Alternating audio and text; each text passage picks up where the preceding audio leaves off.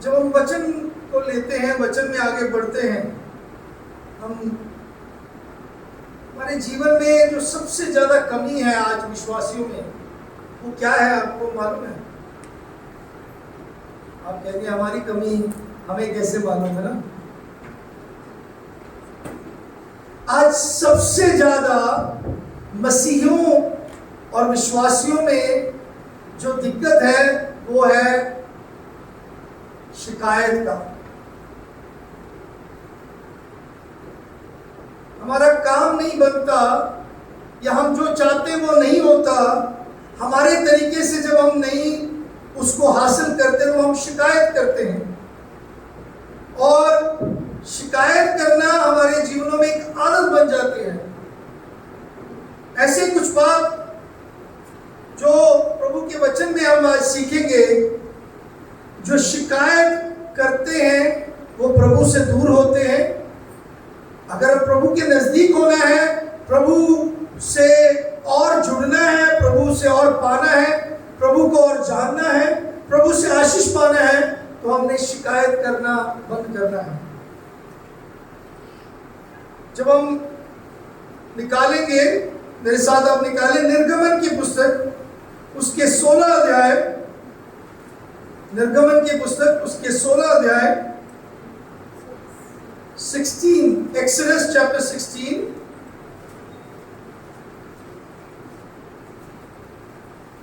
हम उसके पूरे अध्याय को धीरे धीरे थोड़ा थोड़ा करके ध्यान देंगे, लेकिन मैं चाहता हूं हम आखिरी आयत को थोड़ा पढ़ें।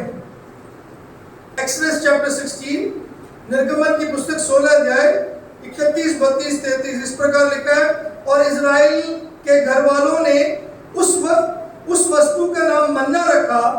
वह धनिया के समान श्वेत था और उसका स्वाद मधु के बने हुए कुएं का सा था। फिर मूसा ने कहा, यहोवा ने जो आज्ञा दी वह ये है कि इसमें से अमोर भर अपने वंश की पीढ़ी पीढ़ी के लिए रख छोड़ो, जिससे वह जाने कि यहोवा हमको मिस्र देश से निकालकर जंगल में एक ऐसी रोटी खिलाता था।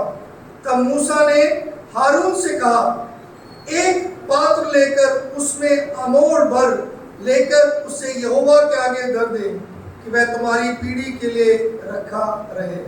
परमेश्वर के वचन के पढ़े और सुने जाने पर आशीष हो। अगर मैं उसके 35 और 36 आयत भी ध्यान दें तो वहां पे इस प्रकार लिखा है, इजरायली जब तक बसे हुए देश में ना पहुंचे तब तक, अर्थात 40 वर्ष तक मन्ना को खाते रहे। वह जब तक कनान देश के सिवाने पर नहीं पहुंचे तब तक मन्ना को खाते रहे। परमेश्वर के वचन हमें आशीष दें। आइए हम प्रार्थना करें, परमेश्वर से मांगे। प्यारे परमेश्वर, धन्यवाद करते इन वचनों के लिए। प्रभु हमसे बात करें। प्रभु जी, आपका वचन जो हमें तृप्ति दिलाता है, आपका वचन जो हमारे जीवन को बहाल करता है, जो फलदायक वचन है प्रभु जी, जो प्यारे परमेश्वर आशीषमय वचन है, वो आज हमारे जीवनों में प्रभु जी सच में दिलों में कार्य करे। और हम आपसे प्रभु जी आज अपने रूह के लिए, अपने प्रभु जी आत्मा के लिए, सच में उन्नति के लिए ये पा सकें। धन्यवाद, आप हमसे बात करें परमेश्वर, आपकी आत्मा हमारे जीवनों में सिखाए, यीशु मसीह के नाम से, आमीन।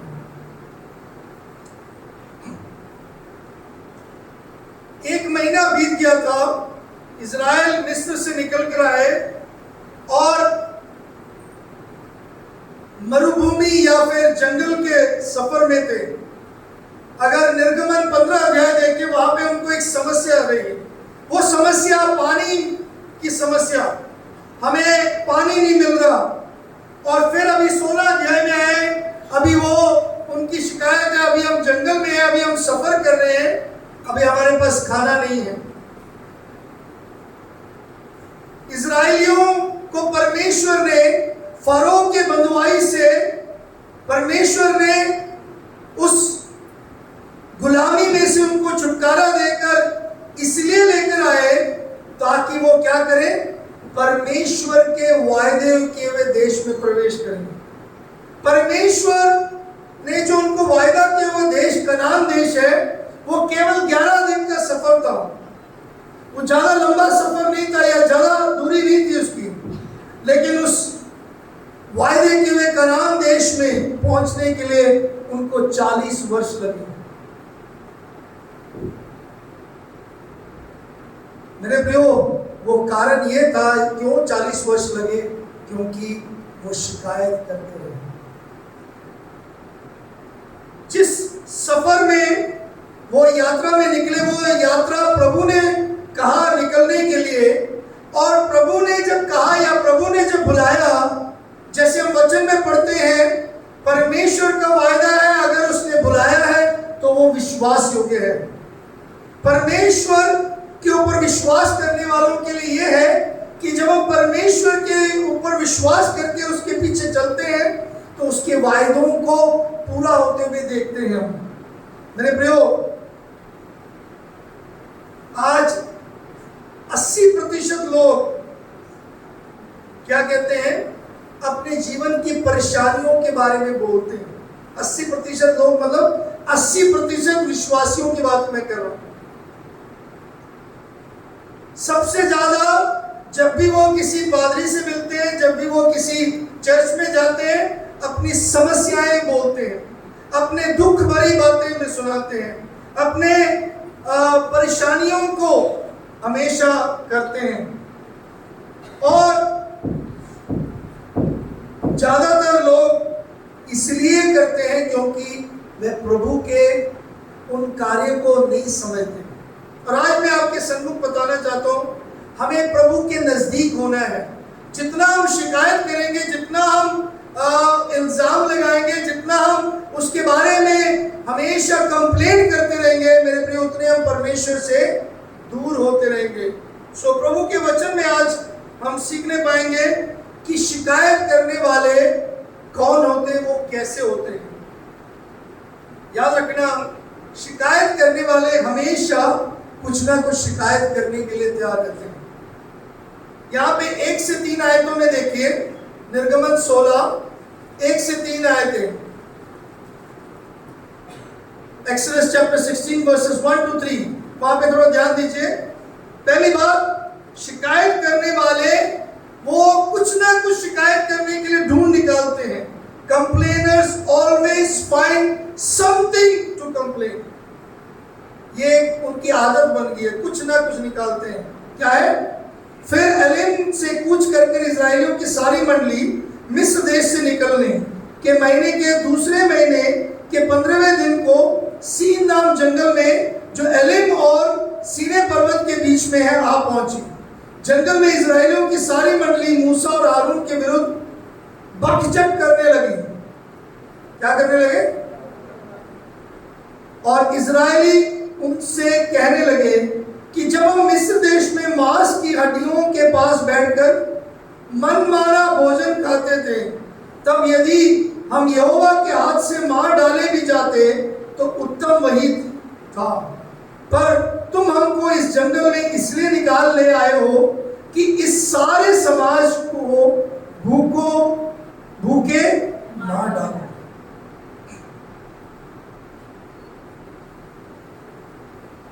इस्राएलियों ने अपने जीवन के बीते कल के हमेशा परमेश्वर के आशीषों को अनुभव किया है। उन्होंने प्रभु के विश्वास योग्यता को देखा है। वो जब गुलाम बनकर बंधुआई में थे, जब 10 आफतें आई, कैसे परमेश्वर ने उनको उसमें से निकाला, उन्होंने देखा।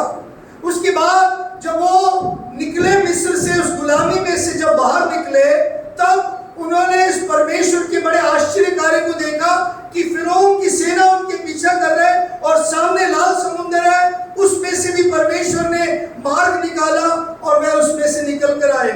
उसके बाद वो लाल समुद्र का जो पार किया, उसके सामने जब उनको और कठिनाई आई, परेशानी आई, जो परमेश्वर ने उसमें से भी उनको पार भी करवाया।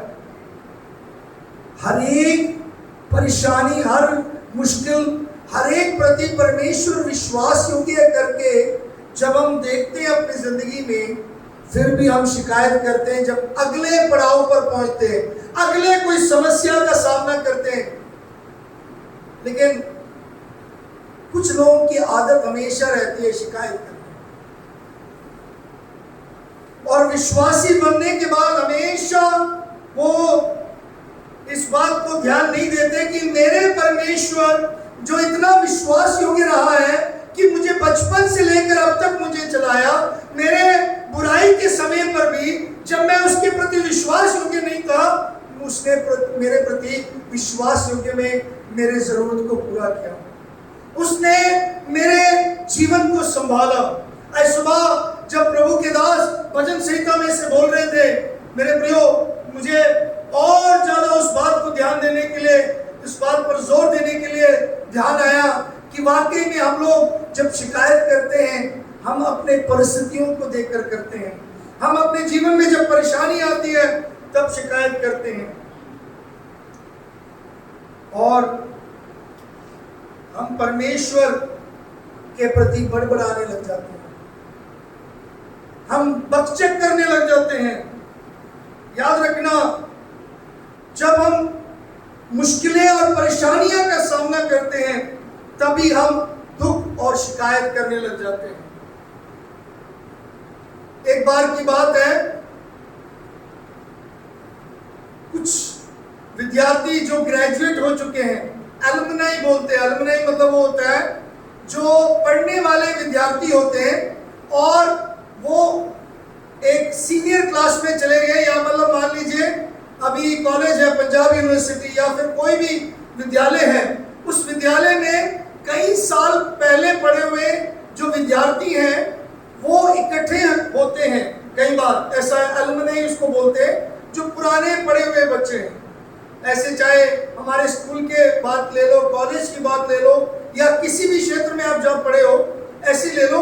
ऐसी बात है कि कुछ एलुमनाई इकट्ठे हुए अपने प्रोफेसर के घर में, अपने अध्यापक के घर में, और वो इकट्ठे होकर वहां पे आज क्या कर रहे हैं, कैसे चल रहा, वो बोलने लगे, बातचीत करने लगे। और उन्होंने अपने पुराने जो उनके विश्वविद्यालय के या जिस यूनिवर्सिटी से वो पढ़े हैं प्रोफेसर के घर में पहुंचे, तो जब बातचीत शुरू किया और अपना हालचाल सुनाया, प्रोफेसर ने पूछा आप क्या कर रहे हो।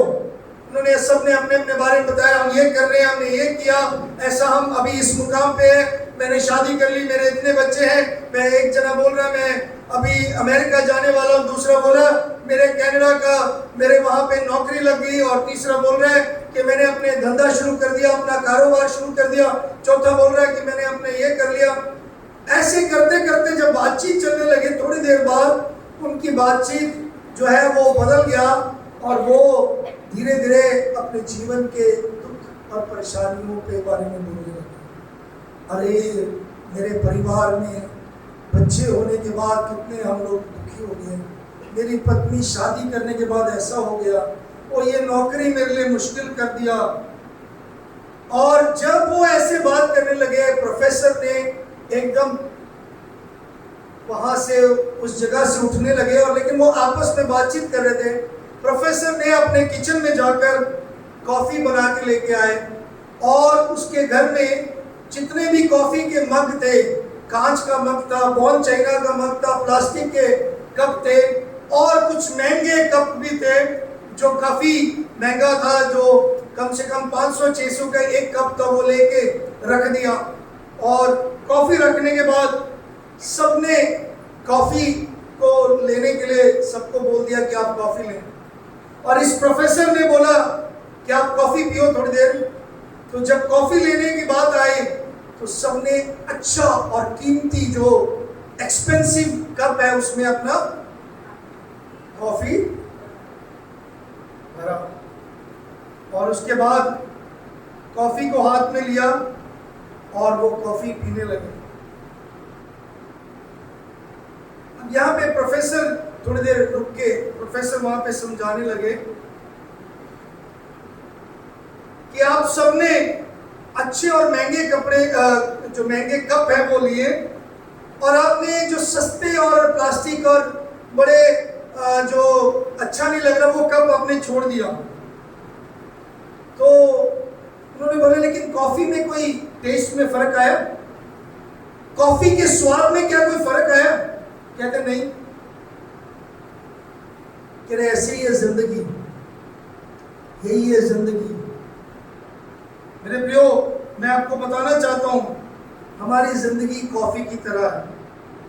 हम बाहर से कितने भी महंगे और कितने भी अपने ढंग से अपने एक तरीके से उसको डालना चाहते हैं, अगर हमारे जीवन के अंदर वो स्वाद नहीं है, हमारे जीवन के अंदर वो गुण नहीं है, हमारे जीवन के अंदर वो आशीष नहीं है, तो हम कितने भी महंगे कपड़े पहने, कितने भी महंगे गाड़ियों में चले, कितने भी महंगे घरों में ले ले, हमारे जीवन वैसे ही है।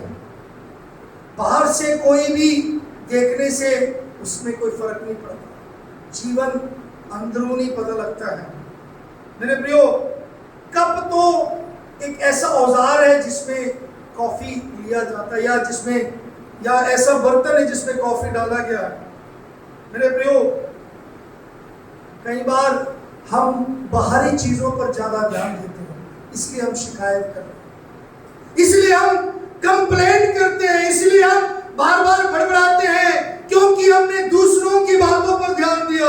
अरे उसके अच्छे मकान है, उसके अच्छे कपड़े हैं, उसकी अच्छी नौकरी है, उसकी जिंदगी देखो कैसा, उसके परिवार देखो कैसा, वो घूमने चले गए, वो यहाँ चले गए, उसने ऐसा किया, वो ऐसा कर रहे हैं, वो ऐसा रह रहे हैं, मेरे पास ये नहीं है। हम जब अपने कमी को, अपने जीवन के उस खुशी वाले बातों को नया ध्यान देते हुए बाहरी चीजों पर ध्यान देते हैं, तब हम शिकायत करने लगते हैं। उसका चर्च कितना अच्छा है, उसका घर कितना अच्छा है, उसके बच्चे कितने अच्छे हैं। कई लोग ऐसा भी करते हैं, उसका पति कितना अच्छा, उसकी पत्नी कितनी अच्छी है, अपने पति और अपनी पत्नी को छोड़ देते हैं। बच्चे तो पसंद ही है, लेकिन मेरे प्रियो, आज हमें जरूरत है कि हम ऐसी आदत ना डालें। सबसे बड़ी बात इजरायलियों की क्या थी? वो शिकायत इसलिए कर रहे थे क्योंकि उनकी आदत बन गई है। याद रखना, बकबक करना या बड़बड़ाना एक आदत बन जाता है अगर हम उसको ना संभालें। हम इसलिए कई लोग आदत बन गए क्योंकि इसलिए उनको हर चीज में शिकायत रहती है। अरे ट्रैफिक लेट हो गए, अरे हम लोग, ये खाना इस रेस्टोरेंट में ठीक नहीं है, ये कपड़ा सही नहीं है, ये खाना अच्छा नहीं है, ये घर सही नहीं है, हर बात में शिकायत करते। प्रभु का वचन सिखाता हर बात में, पहले थिस्सलुनीकियों 5:18 में बताया गया, हर बात में परमेश्वर का धन्यवाद करो, यही है मसीह यीशु में आपके लिए परमेश्वर की मर्जी। Give thanks in everything, for this is the will of God in Christ Jesus for you. ना सिर्फ शिकायत करना एक आदत बन जाता है, बल्कि शिकायत एक्चुअली समस्या क्या है? एक आभारी समस्या भी है, ना आभारी होने का समस्या। Grumbling is a gratitude problem. Not only it is a habitual problem, but it is a gratitude problem. बहुत सारे लोग आभारी नहीं होते, थैंक यू नहीं कहते।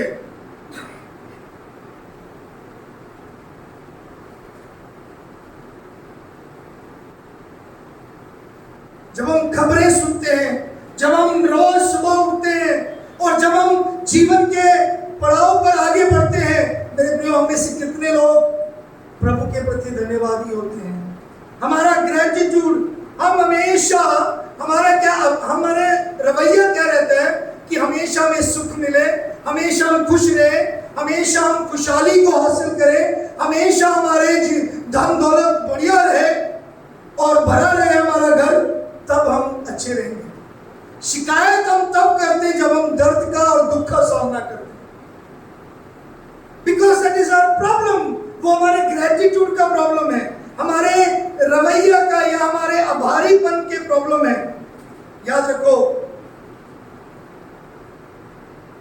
हम कई बार इस तरीके से शिकायत करते हैं, जैसे एक व्यक्ति ने बोला, अरे मेरी गाड़ी खराब हो गई, कम से कम मैंने अभी तो नया लिया था, अभी 40,000 रुपये उस पर लग गया। प्रभु मेरे साथ ही ऐसा क्यों? ओ मैं घर पहुंचा, मेरा टीवी खराब हो गया। फिर उसके बाद देखा मेरा वॉशिंग मशीन खराब हो गया।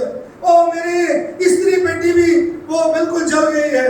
मैं घर पे आया, रसोई में जो चावल पकाया, चावल सारे जल गए। मैं इतने कम उम्र में मेरे लिए इतने आर्थिक समस्याएं परमेश्वर, अरे इतना प्रॉब्लम मेरे जीवन में कैसे हो रहा है ये सब प्रभु। दूसरे इतने ऊंचाई पर जा रहे हैं, मेरे साथ ऐसा नहीं हो रहा। हम कितना शिकायत करते हैं, लेकिन हम उस समय ये नहीं सोचते परमेश्वर धन्यवाद मेरे को आपने गाड़ी दिया, परमेश्वर धन्यवाद आपने मुझे टीवी दिया, प्रभु धन्यवाद मेरे घर में वॉशिंग मशीन है, धन्यवाद परमेश्वर मेरे पास इस्त्री की पेटी है, प्रभु धन्यवाद कि मेरे घर में रसोई में चावल बनाने के लिए चावल तो है।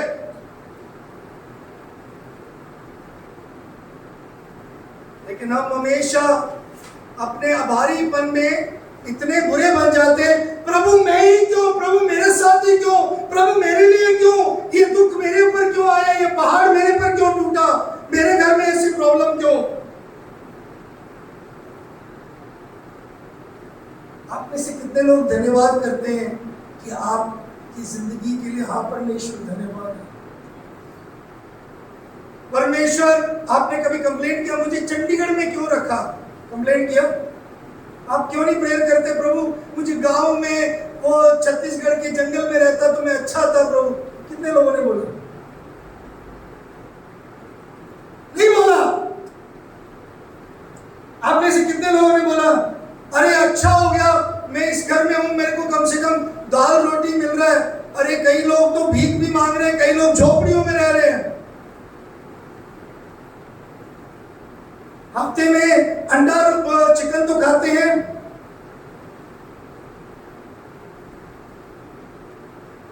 हम शिकायत करना नहीं छोड़ते। और आप में से कितने लोग हैं ये धन्यवाद करते हैं कि प्रभु आपने मेरी जान को बचाया। मैंने जिस दिन उड़ीसा का खबर आया मैं एकदम से कहा परमेश्वर कितने लोग, आज उसकी गिनती 240 लोगों की मृत्यु हो गई, 3 रेलगाड़ी भिड़े। मेरे प्रियो कितने दुख की बात है, कितने परिवारजन दुखी हुए होंगे जिनके सके संबंधी चल बसे।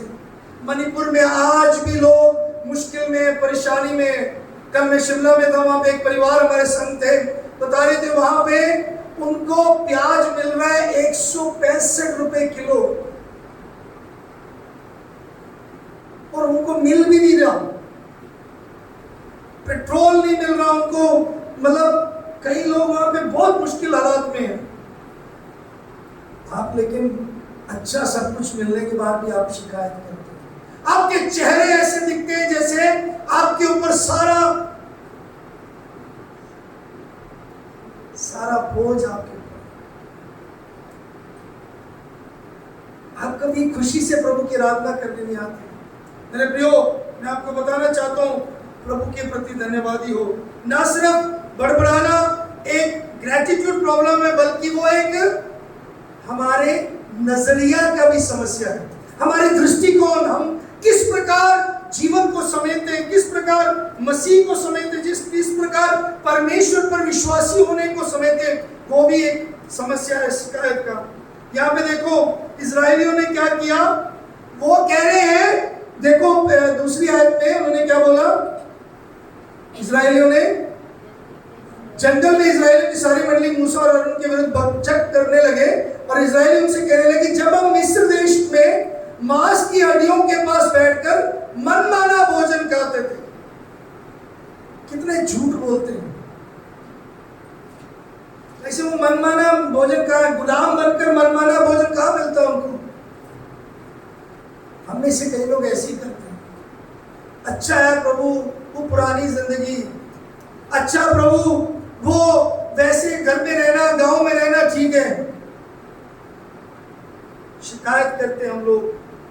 और हम लोग क्या करते हैं, वहां पे जो उनके ऊपर फरोह का शासन था, जो उनके ऊपर गुलामी था, वह उस बात को ध्यान नहीं दे रहे थे।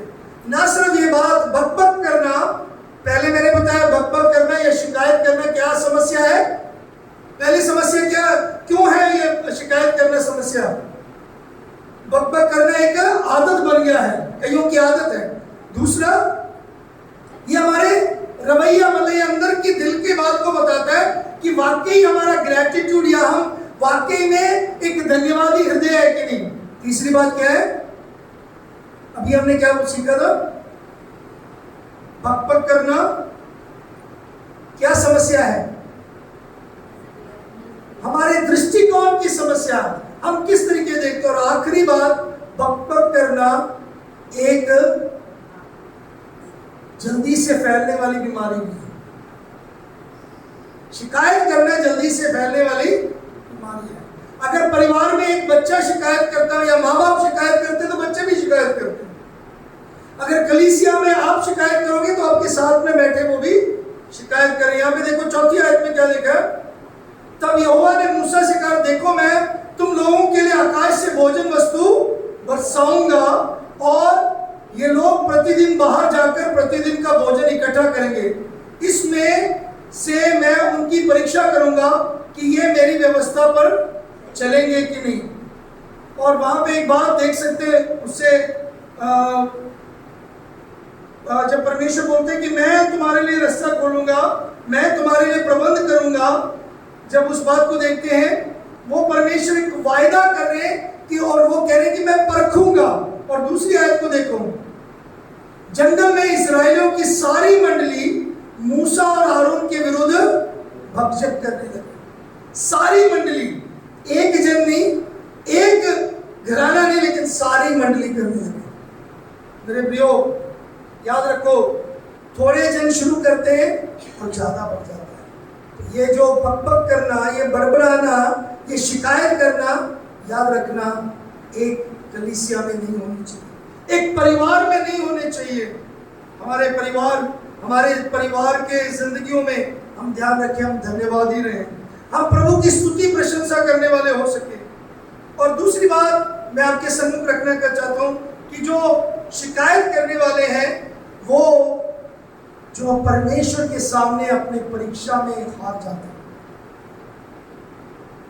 यहाँ पे क्या हुआ, चौथी आयत जो हमने पढ़ा, उन्होंने क्या किया, मैं तुम्हारे लिए भोजन वस्तु बरसाऊंगा आकाश से, ये लोग प्रतिदिन बाहर जाके प्रतिदिन का भोजन इकट्ठा करेंगे, इसमें से मैं उनकी परीक्षा करूंगा और ये मेरी व्यवस्था पर चलेंगे।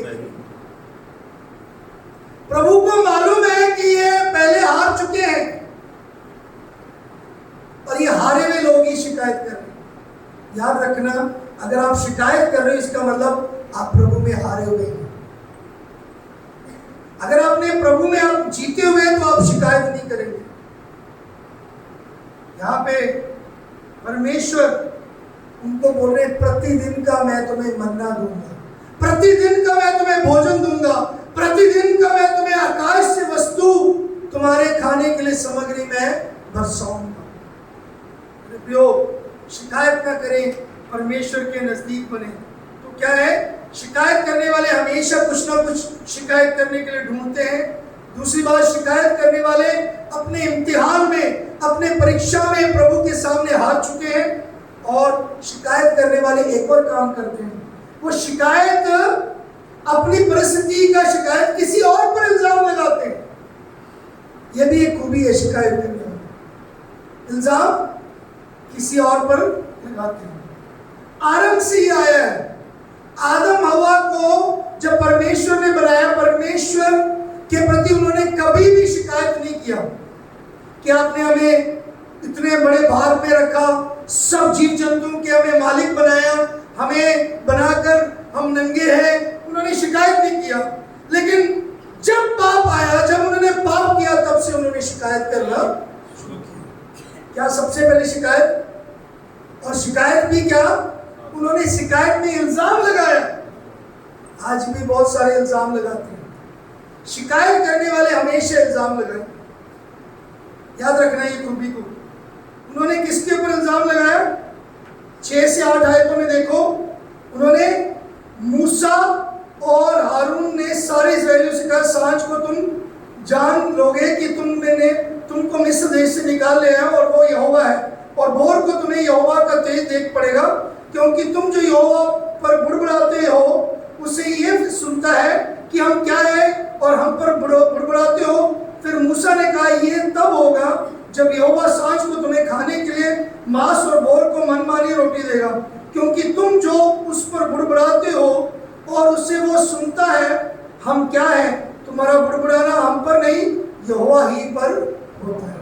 मूसा क्या बोल रहे हैं? तुम तो हम पर बुड़बुड़ा रहे हो, तुम अगुओं पर बुड़बुड़ा रहे हो, तुम प्रभु के दास पर बुड़बुड़ा रहे हो, लेकिन तुम यहोवा पर बुड़बुड़ा रहे हो। हम जब दूसरों पर इल्जाम लगाते ना, मेरे पति ने किया, मेरे पति की वजह से मैं आत्मिक नहीं हूं, मेरी पत्नी की वजह से मैं आत्मिक नहीं हूं, मेरे बच्चों की वजह से मैं आत्मिक नहीं हूं, मेरे माँ बाप की वजह से मैं आत्मिक नहीं हूं, मेरे जीवन में यह प्रॉब्लम इसलिए क्योंकि मेरे भाई ठीक नहीं है, मेरा बहन ठीक नहीं है, मेरे घर वाले ठीक नहीं है।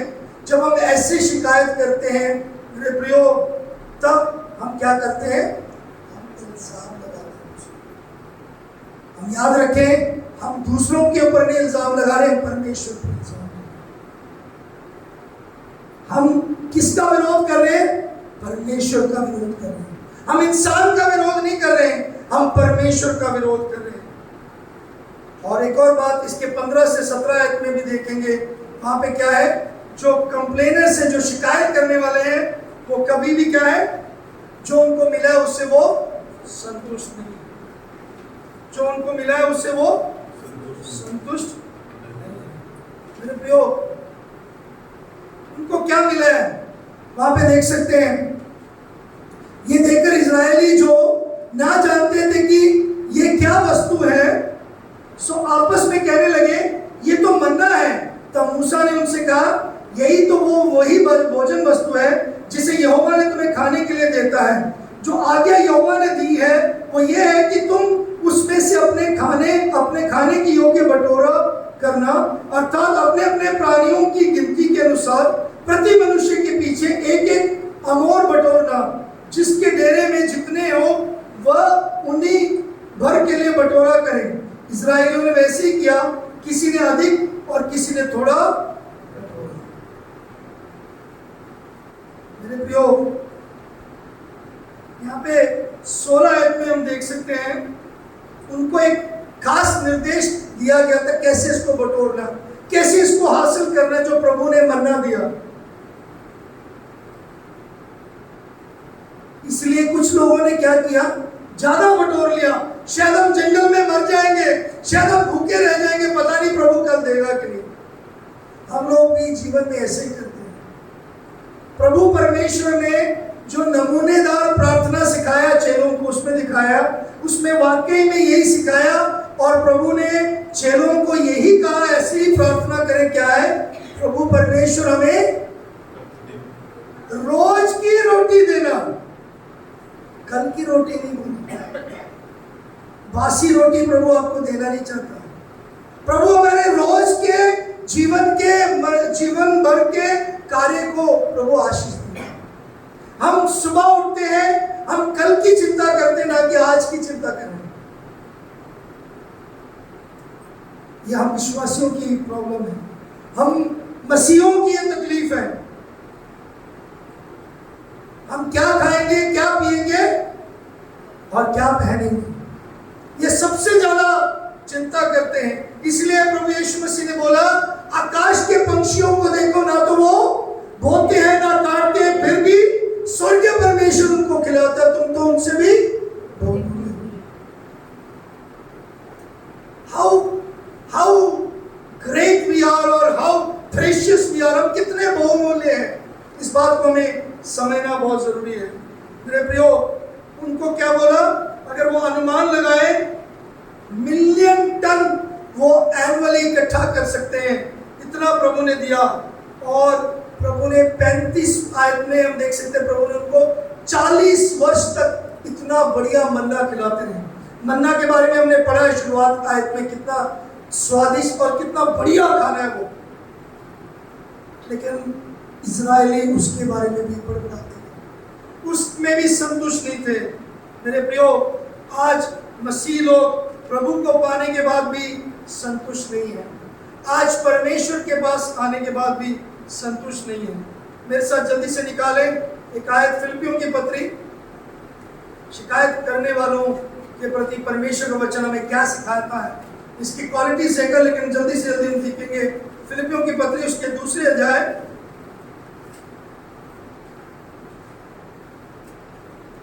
उसके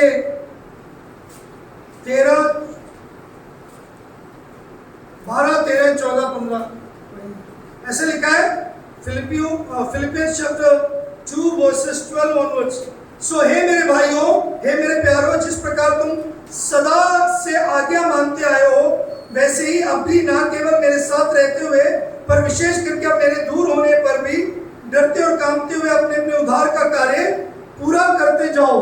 फिर आगे क्या बताया, क्योंकि परमेश्वर ही है जिसने अपने सुइच्छा निमित्त तुम्हारे मन से इच्छा और काम दोनों बातों के करने का प्रभाव डाला है। सब काम बिना कुड़कुड़ाए और बिना विवाद का क्या करना है, बिना कुड़कुड़ाए और बिना विवाद के क्या करो, ताकि तुम निर्दोष और भोले होकर टेढ़े और हठीले लोगों के बीच में परमेश्वर के निष्कलंक संतान बने रहो। क्या करने के लिए, जिनके बीच में तुम जीवन का वचन लिए हुए जगत में जलते दीपक की नाई दिखाई देती हो, और मसीह के उस दिन मुझे घमंड करने का कारण हो, ना मेरे दौड़ने और ना मेरे परिश्रम करने का व्यर्थ हो। मेरे प्रियो, यहाँ पे प्रभु के दास क्या चाह रहे हैं या क्या वो चाहत कर रहे हैं कि क्या करना है, हम कुड़कुड़ाए ना, बुड़बुड़ाए ना और विवाद ना करें, बहस ना करें। आज सबसे ज्यादा विश्वासी वो लोग अच्छे विश्वासी माने जाते हैं जो पादरी से बहस करके जीत लेते हैं। पादरी साहब कुछ समझाने चाहते हैं, उसी के साथ बहस करके उसको जवाब आ जाता है। इसलिए आजकल पादरी लोग बड़े चुप हो गए, आज किसी को समझाने नहीं जाते हैं। परिवार को समझाने जाओ उल्टा समझा देते हैं, पास्टर जी आपको नहीं पता हमारे परिवार में क्या प्रॉब्लम है, ऐसा कहते हैं, ठीक है भैया। फिर किसी जवान को समझाने जाओ वो ऐसा बोलते हैं, किसी मतलब बच्चे को समझाने जाओ वो बोल देते हैं, बुजुर्ग को समझाने जाओ वो उल्टा बोल देते हैं।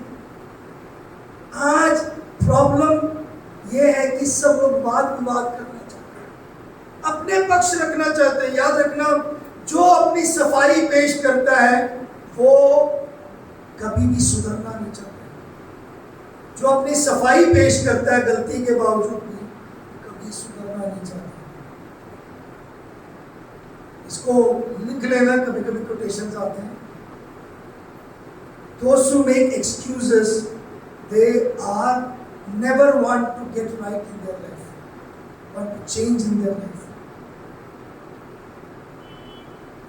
जीवन में सुधरना है तो मान लीजिए गलतियों में, जीवन में सुधरना है दूसरों की सुधार करो, जीवन में बदलना है तो परमेश्वर के प्रति, परमेश्वर के नजदीक होना है। मेरे प्रिय, यहाँ पे जो बात हमने सीखा है, जो वचन हमें सिखाता है, क्या करना है, हमें सब बातें, सब कार्य क्या करना है, बिना कुड़कुड़ाए और बिना विवाद के क्या करना। पहले तीमुथियुस उसका 6 अध्याय जल्दी निकालें।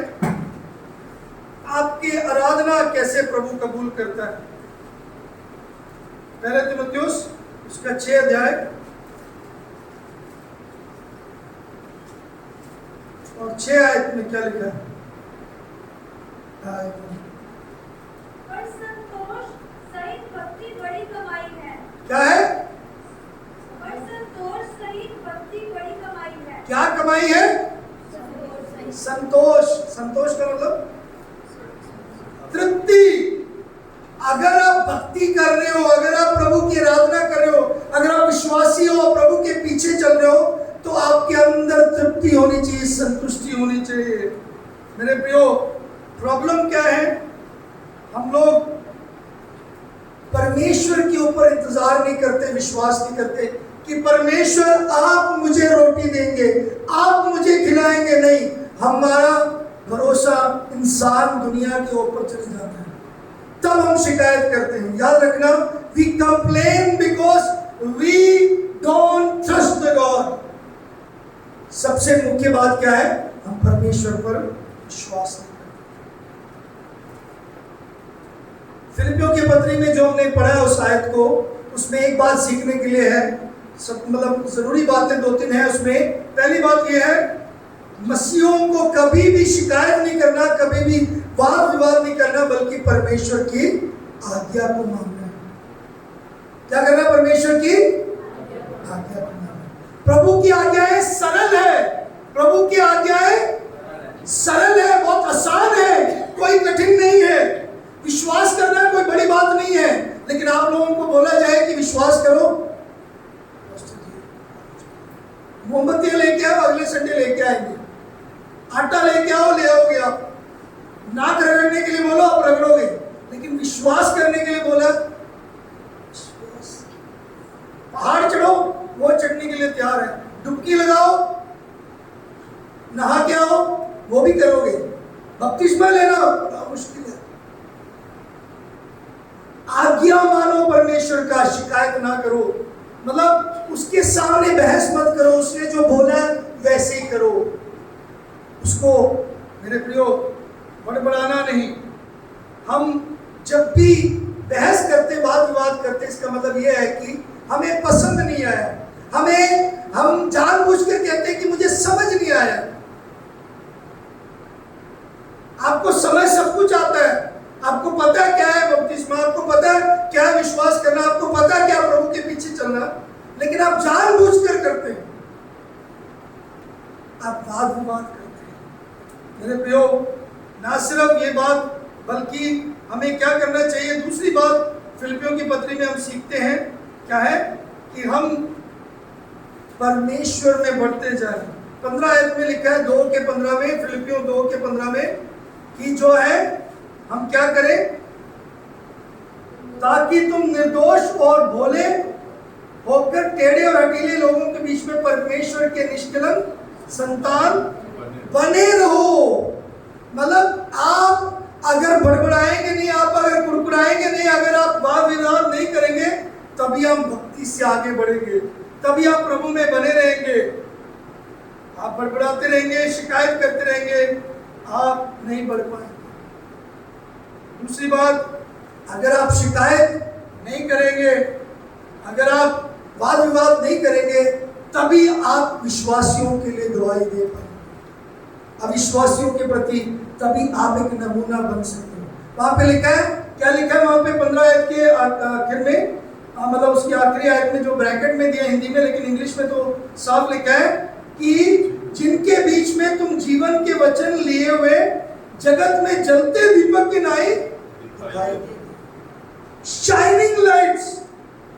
बहुत सारे लोग आपकी जिंदगी में जलते दीपक आपको नहीं देखते, क्योंकि आप शिकायत करते हो, आप वाद विवाद करते हो, आप अपने जीवन में संतुष्ट नहीं हो, आपके प्रभु के प्रति संतुष्टि वाला जीवन नहीं है, इसलिए आप दूसरों के प्रति अपनी रोशनी नहीं चमका रहे, अपनी ज्योतियां आपके नहीं चमक रहे, आपके ज्योति, आपके दिए में से ज्योति इसलिए नहीं चमक रहे क्योंकि आप परमेश्वर के प्रति हमेशा बड़बड़ाते रहते। प्रभु ये घर क्यों दिया, प्रभु इस सेक्टर में क्यों रखा, प्रभु ये नौकरी क्यों दिया, प्रभु ये दिन दिया, प्रभु ये पति दिया, प्रभु ये पत्नी दिया, प्रभु ये बच्चा दिया, प्रभु ये दिया वो दिया, ऐसे रोते रहते हैं। ये गांव में रखा, ये शहर में रखा। मैं आपको बता दूं, जो शिकायत करते हैं हमेशा, जो बड़बड़ाते हैं, कुड़कुड़ाते हैं, वो प्रभु से दूर रहते हैं। प्रभु के नजदीक जो रहते हैं वो हमेशा क्या करेंगे, क्या रहेंगे, संतुष्ट रहेंगे, क्योंकि वचन ये सिखाता है। पहले तिमोथेयुस 6 में क्या लिखा कि संतोष रहित, संतोष के साथ या संतोष में जो भक्ति है वही बड़ी कमाई है।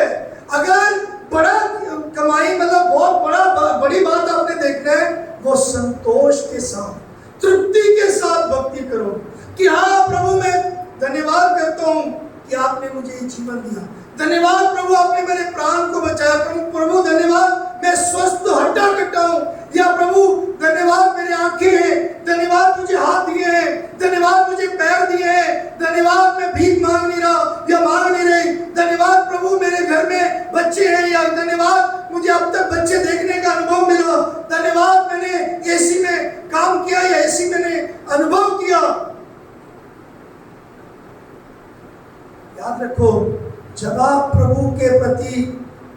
जाएंगे तो आप प्रभु के दासों का भी अपना अपमान करते हैं। यहाँ पे इन्होंने क्या किया? मूसा को भी अपमान किया, और मूसा को अपमान करने का मतलब परमेश्वर का विरोध करना।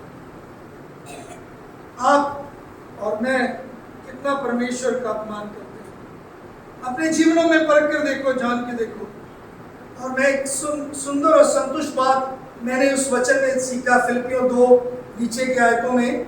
थोड़ा सा ध्यान दीजिए, जो आप लोगों के जीवन में प्रॉब्लम ये है, थोड़ा ध्यान दीजिए, क्योंकि भोजन भी आज प्रभु की मेज की भोजन है और वो भोजन भी है, तो थोड़ा ध्यान दीजिए। वहां पे लिखा है कि मसीह के दिन मुझे घमंड करने का कारण हो, ना मेरे दौड़ने ना मेरे परिश्रम करने व्यर्थ हुआ, पर यदि मुझे तुम्हारे विश्वास के बलिदान और सेवा के साथ अपना लहू भी बहाना पड़े तो भी मैं आनंदित हूँ, और तुम सबके साथ आनंद करता हूँ, वैसे ही तुम भी आनंदित हो और मेरे साथ आनंद करो।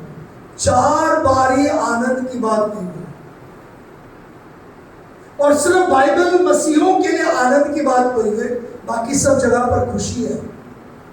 अगर आप आनंद की बात समझना चाहते हो, आनंदित होने का मतलब क्या है, जॉयफुल होने, क्योंकि मैं एक और विषय मनन कर रहा हूँ, वो क्या है? आनंदित होने की बात पर। आनंदित होने का मतलब है वो एक तात्कालिक नहीं है, वो टेम्पररी नहीं है, कुछ समय के लिए नहीं है, वो हमेशा के लिए है। आपके जीवन में जब आप इस जीवन की परिस्थिति में हारते हो, जब आप दुख परेशानी का सामना करते हो, तब भी आनंदित रहने का मतलब है ये। तब भी आप आनंदित रहना, तब भी आप शिकायत नहीं करें। मेरे प्रियो, मैंने ये जीवन में सीखा, तभी आपको सुना रहा हूँ।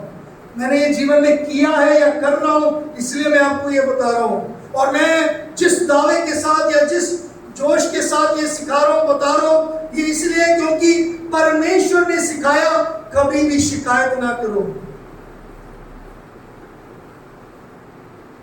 आप में से बहुत सारे लोगों की उतनी कमाई है जितनी मतलब उतनी भी कमाई नहीं है मेरी, जितनी आप में से कईयों की है। लेकिन प्रभु का धन्यवाद, हर महीने धन्यवाद के साथ बिताने के लिए प्रभु ने हमें दिया।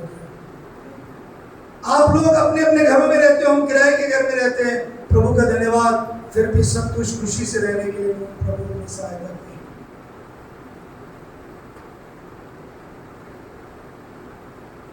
शिकायत करना छोड़ दो, नहीं तो प्रभु से दूर हो जाओगे।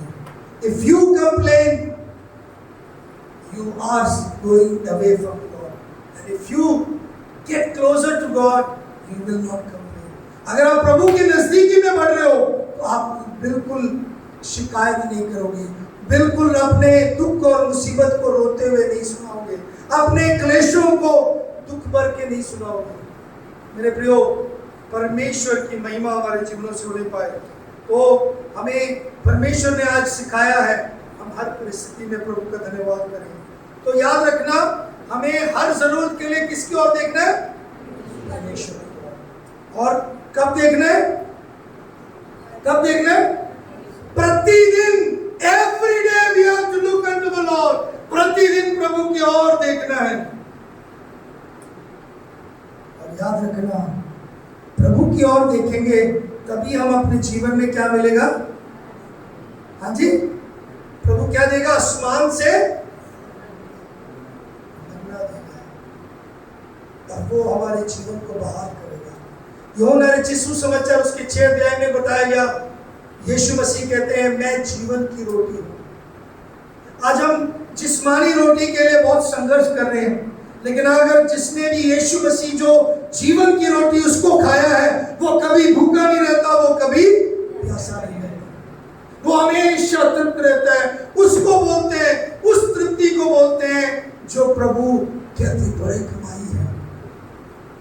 परमेश्वर हमारी सहायता करे कि हम प्रभु पर हमेशा भरोसा रखें प्रतिदिन, क्योंकि प्रभु हमें ताजगी से बढ़ाना चाहता है। आज का दिन यहोवा ने बनाया, प्रतिदिन वो हमें हमारे बोझ को उठाता है और हमें आशीषों से भरता है, रोज जीने के लिए वो सिखाता है। आज का दुख या आज की जो परेशानी है उसको ही ध्यान दें, कल के लिए चिंता ना करें। बड़े होकर हमारे बच्चे क्या करेंगे, विवाह कहाँ होगा, वो क्या कर पाएंगे, वो कैसे जिएंगे, उनका घराना कैसे होगा, वो पढ़ाई क्या करेंगे। परमेश्वर हमें जिस जगह पर रखा है उसके प्रति धन्यवादी रहे। मेरे प्रियो, आपका जीवन कैसा है सुबह? क्या हम धन्यवादी हैं?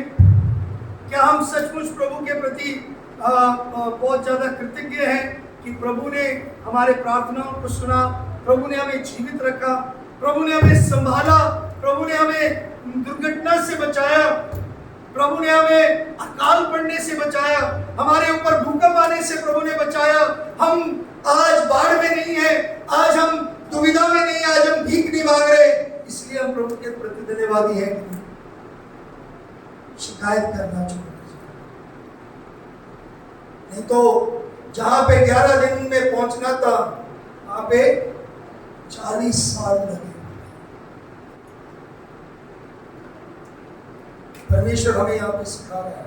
मेरे प्रियो, मेज के जो सामने आने से पहले या मेज के सेवकाई में शामिल होने से पहले हम अपने आप को परख के देखें, हम कैसे विश्वासी हैं, हम किस प्रकार के विश्वासी हैं हमारे जीवनों में, हम कैसे अपने विश्वासी जिंदगी को व्यतीत कर रहे हैं। क्या हम प्रतिदिन सुबह उठकर प्रभु के धन्यवादी होते?